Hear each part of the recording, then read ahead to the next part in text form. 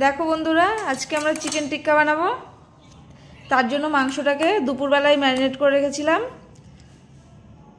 এটার মধ্যে আদা, রসুন, লঙ্কা, কাঁচা লঙ্কা, জিরার গুঁড়ি, ধনের গুঁড়ি, গোলমরিচের গুঁড়ো সব মিশিয়ে ম্যারিনেট করে রেখেছি। আর লেবুর রস, ভিনিগার ছিল না তাই লেবুর রস দিয়ে ম্যারিনেট করে রেখেছি। এখন আবার এটাকে আবার ম্যারিনেট করবো কিছুক্ষণ। তার জন্য টক দই, এই যে তন্দুর মশলা আর সয়া সস, এটা দিয়ে আবার ম্যারিনেট করে আরও 1 ঘন্টার জন্য রেখে দেবো। আর ততক্ষণে ক্যাপসিকাম আর পেঁয়াজটা কেটে নেব। তো চলো আবার দ্বিতীয়বার ম্যারিনেট করে দিচ্ছি। সাদা তেল,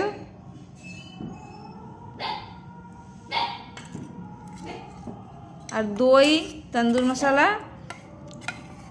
আর সয়া সস, এটা দিয়ে আবার ভালো করে মাখিয়ে নেব।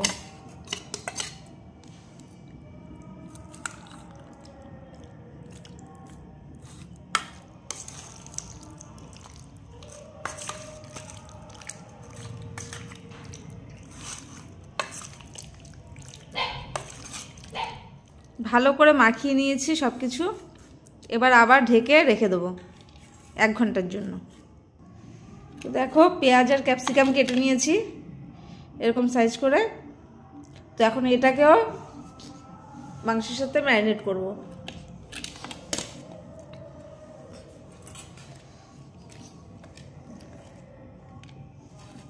মাংসটা ম্যারিনেট আমি প্রায় 1 ঘন্টার কাছাকাছি করে নিয়েছি, পুরো 1 ঘন্টা হয়নি।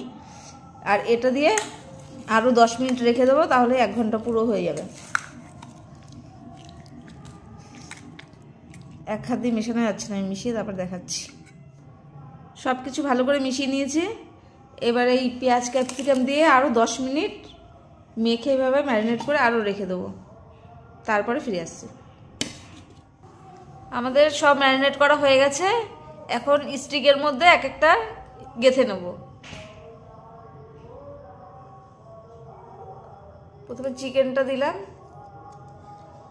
তারপরে একটা পেঁয়াজ আর একটা ক্যাপসিকাম।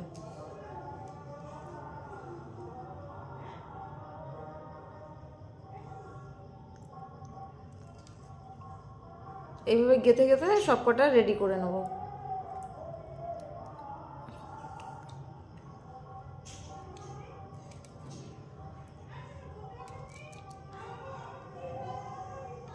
এইভাবে সবকটা রেডি করে নেব।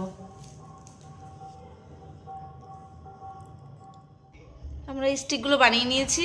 ওদিকে একটা প্যান বসিয়ে দিয়েছি, আর প্যানে একটু বাটার ব্রাশ করে নিয়েছি। এবার একটা একটা করে দিয়ে দেবো।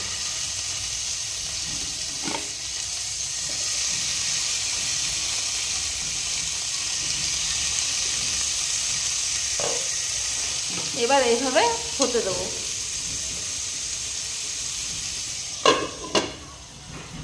একটু ঢেকে দিলাম, এভাবে কিছুক্ষণ হতে দেবো। আর গ্যাসটা থাকবে লো টু মিডিয়ামে। এবার উল্টে পাল্টে এটাকে ভালো করে সেঁকে নেব।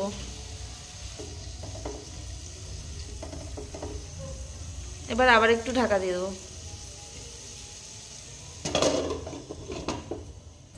দেখো বন্ধুরা, আমাদের চিকেন টিক্কা কিন্তু রেডি। খুব সুন্দরভাবে ভাজা হয়েছে, গায়ে সুন্দর দাগ পড়েছে। এবার এগুলোকে তুলে নেব।